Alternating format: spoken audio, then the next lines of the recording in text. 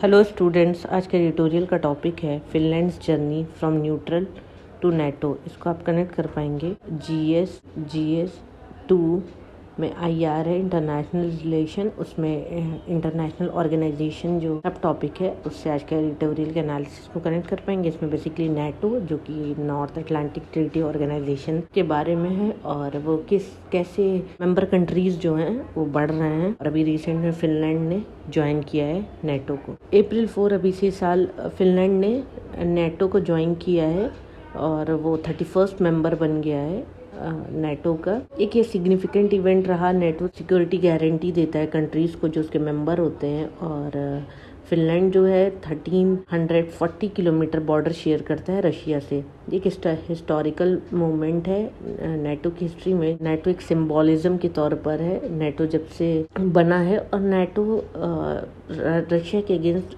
बहुत सारे उसके पॉइंट्स हो गए हैं कि अभी रिसेंट में जो यूक्रेन वॉर था रशिया ने जो किया था, अभी जो फ्लैग रेजिंग सेरेमनी हुई थी नेटो की ब्रुसेल में, तो नेटो के सेक्रेटरी जनरल जेंस स्टोल्टेनबर्ग है, उन्होंने कहा फिनलैंड जो है वो अब सेफर हो गया और नेटो स्ट्रॉन्गर हो गया फिनलैंड के दोस्त होने से। रशियन अथॉरिटी जो है उन्होंने सिग्नल किया एक पॉसिबल काउंटर मेजर, क्योंकि रशिया का फिनलैंड जो है वो बॉर्डरिंग कंट्री है और उसने एलेज किया कि किसी भी तरीके की सिक्योरिटी या नेशनल इंटरेस्ट अब रशिया का थ्रेट में आ सकता है और उन्होंने ब्लेम किया नेटो को टेंशन जो बढ़ रही है और इस तरह का कोई भी डेवलपमेंट, रशिया ने नेटो को ब्लेम किया है किसी भी तरीके की टेंशन बढ़ने को और इसको एक इंडिपेंडेंट डिसीजन की तरह बल्कि लेना चाहिए जो फिनलैंड या स्वीडन ने जो ज्वाइन किया इस बात को। और ये लार्जली ये किस चीज़ से ये जो ज्वाइन हुए हैं ये कंट्रीज वो किस चीज़ से इम्पैक्ट हुए हैं, वो यही रहा है फैक्टर सबसे बड़ा कि रशिया जो यूक्रेन कॉन्फ्लिक्ट था। रशिया के नेबर कंट्री में से फिनलैंड पहला ऐसा कंट्री नहीं है जिन्होंने इस अलायंस को ज्वाइन किया, बल्कि इसके पहले नॉर्वे 1949 में जो कि फाउंडिंग मेंबर भी था नेटो का, और लेटविया 2004, एस्टोनिया 2004 और पोलैंड 1999, लिथुआनिया 2004, ये इन लोगों ने पहले ही से नेटो को ज्वाइन कर लिया था। इस सिनेरियो में रशिया को ज़रूरत है कि अपने आप को किस तरीके से इस कॉम्प्लेक्सिटीज़ में ग्रो करना है और अपने आप को रिस्पॉन्सिबल दिखाना है। किस तरीके का कॉम्प्लेक्स पास रहा है। अगर लगभग 200 साल पहले देखे जो रिलेशन रहा है फिनलैंड और रशिया का, स्ट्रगल और कॉम्प्रोमाइज से भरा हुआ था। 1809 में रशिया के जो जार अलेक्जेंडर वन थे उन्होंने डिफीट किया था, हराया था स्वीडन को और उन्होंने फिनलैंड को ले लिया था, एक्वायर कर लिया था और उसको एक ऑटोनोमस ग्रैंड दुची बनाया और रशिया एम्पायर का 1917 में कोलैप्स हो गया था जार का रिजीम और बोल्शेविक रेवोल्यूशन अपना पेव वे किया, स्टार्ट हुआ। इस तरह से फिनलैंड को पूरी तरीके से इंडिपेंडेंस मिली। इन दो वर्ल्ड वॉर में फिन जो हैं, जो वहाँ के लोग हैं, वो अपने आप को जर्मनी से कम डरते थे और रशिया से ज़्यादा उन्हें डर लगता था।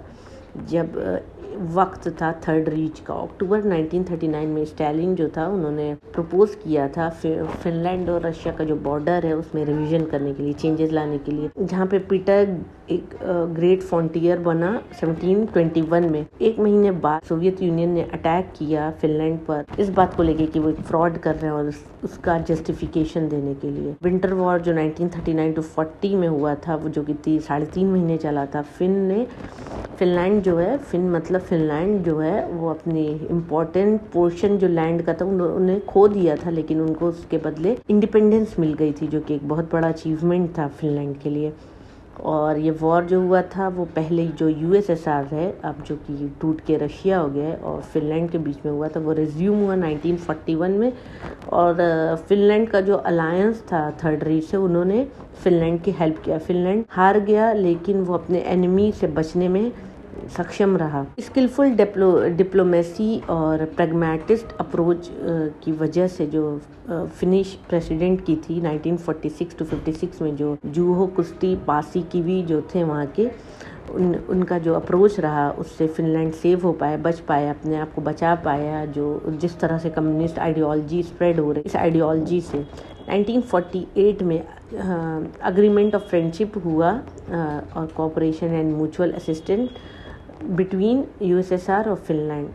और वो एक आउटलाइन किया फिनलैंड की डिज़ायर को कि वो अलग ही रहेगा इस तरह के किसी भी ग्रेट पावर के इंटरेस्ट को लेकर, और वहाँ पर फिनलैंड को एक फिनलैंड्स न्यूट्रलिटी की तरह से फिनलैंड जाना गया। तो चेंज क्या हुआ, सरकमस्टेंसेस अगर देखा जाए तो फिनलैंड जो है अपने व्यू में एक रैशनल चॉइस लिया, अगर उसके कॉन्सिक्वेंसेस पर ज़्यादा डिस्कशन ना करें। उसके बाद जो कोऑपरेशन रहा है फिनलैंड और नेटो में, वो स्टार्टिंग ही से रहा है 1994 से, जब पार्टनरशिप फॉर पीस प्रोग्राम चला था। फिनलैंड जो है अपना स्टेटस इनहैंस अपॉर्चुनिटी पार्टनर में भी रहा है। नेटो में फिनलैंड का स्टेटस इनहैंस अपॉर्चुनिटी पार्टनर में रहा है, और उन्होंने कंट्रीब्यूट किया एक अच्छे मैनर में नेटो का जो ऑपरेशन था बाल्कन, अफगानिस्तान और इराक में। फिनिश सिस्टम जो है वो जनरेट किया इनफ रिसोर्सेज आर्मी के लिए, नेवी के लिए, एयर के लिए, जो कि किसी भी तरीके की वॉर सिचुएशन को इफेक्टिवली डील कर पाए। कॉन्स्टिट्यूशन ऑफ फिनलैंड को देखा जाए तो सारे ही फिनिश जो हैं, फिनलैंड के जो सिटीजन हैं, उनके ऊपर ऑब्लिगेशन है, उनको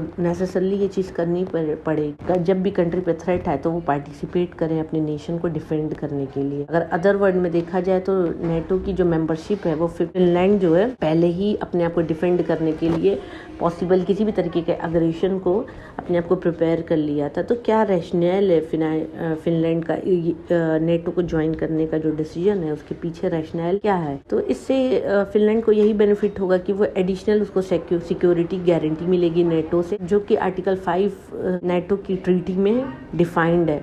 उसमें ये लिखा हुआ है कि जो भी मेंबर होंगे वो एक साथ होंगे और सारे मेंबर को एक साथ बाइंड करेगा ये आर्टिकल, और एक दूसरे से वो कमिटमेंट करते हैं कि वो प्रोटेक्ट करेंगे एक दूसरे को, और वो एक तरीके की स्पिरिट ऑफ सॉलिडारिटी रखेंगे अपने अलायंस कंट्रीज मेंबर कंट्रीज के साथ। अप्रैल 4 में मिस्टर स्टोल्टेनबर्ग ने फिर से इस बात को कहा, एक दूसरे के साथ होंगे, एक दूसरे को डिफेंड करेंगे, सबके लिए एक है और एक के लिए सब है। फिनलैंड नेटो मेंबरशिप जो है, अगर इस लेंस से देखा जाए तो एक कन्वेंशनल डेटरेंस की तरह है कि हमने इसका मेंबरशिप ले लिया, सब एक दूसरे का साथ देंगे, हमारे पास कोई अटैक नहीं करेगा तो हम किसी के ऊपर अटैक नहीं करेंगे। अगर पीछे से देखते हैं 1983 में, तो प्रोफेसर जॉन मर्शमीर ने डिस्क्राइब किया इस कॉन्सेप्ट को कि एक तरीके का अटेम्प्ट है परसुएट करने को अपने किसी भी एडवर्सरी के लिए कि किसी भी तरीके का वॉर इनिशिएट नहीं हो, जिसका कॉस्ट अगर एक्सपेक्टेड किया जाए तो उसका एंटिसिपेटेड बेनिफिट से ज़्यादा का लॉस हो जाएगा, जो लॉस बेयर करना पड़ेगा अगर कोई भी अटैक करता है कंट्रीज पे। तो एक कॉशियस वे फॉरवर्ड अगर देखें इस एडिटोरियल का जो अलायंस है उसका, तो नेटो और रशिया जो है उसको एक कांस्टेंट जो साइकिल है एक दूसरे पर मेजर या काउंटर मेजर लेने का, तो इससे एक निकलने की कोशिश करना चाहिए, वे आउट कैसे उस पर ध्यान देना चाहिए। और लास्ट डेकेड में पिछले स्पेशली एक सिक्योरिटी डिलेमा रहा है, और रशिया वेस्ट के बीच में अपने आप को प्रोटेक्ट करने के लिए एक दूसरे से वो सिक्योरिटी को इन्हांस कर रहे हैं लगातार, और एक डेंजर इन्वायरमेंट एक दूसरे के लिए बना रहे हैं इस तरह से। तो जो राइजिंग टेंशन है बोथ रशिया और नेटो में, वो उसको एक